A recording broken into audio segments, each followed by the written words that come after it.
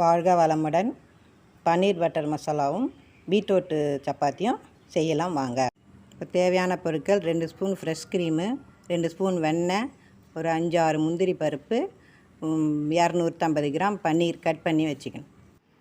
இப்போ அரைக்க தேவையான பொருள்: தக்காளி ஒரு 3, வெங்காயம் ஒரு 3, 4 காஞ்ச மிளகாய். வானலில் எண்ணெய் 2 ஸ்பூன் விட்டுட்டு வெங்காயம் போட்டு நல்லா வதக்கிங்க. வதங்கினோடனே மிளகாவும் முந்திரி பருப்பும் போட்டு வதக்கிங்க நல்லா.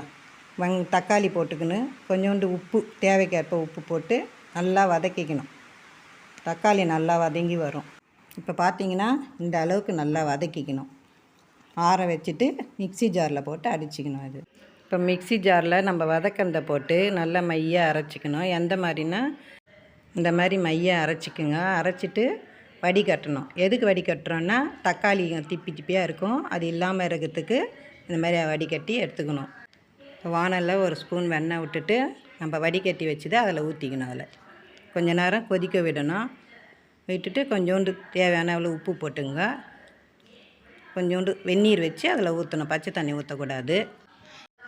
பட்டை சாமான் இப்போ கொஞ்சம் அரைச்சி வச்சுருக்கிறேன், அதில் ஒரு 1/4 ஸ்பூன் அதில் போட்டுட்டு நல்லா கிளறி விடுங்க. கட் பண்ணி வச்ச பன்னீரை போட்டுங்க.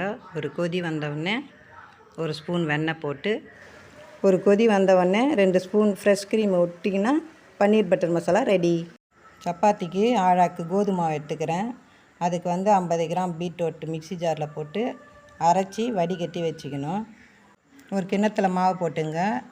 தேவையான அளவு உப்பு, 2 ஸ்பூன் எண்ணெய், தண்ணிக்கு பதிலாக நம்ம பீட்ரூட் வடிகட்டி வச்சுதான் அதில் கொஞ்சம் கொஞ்சமாக விட்டு பிசைஞ்சிக்கணும்.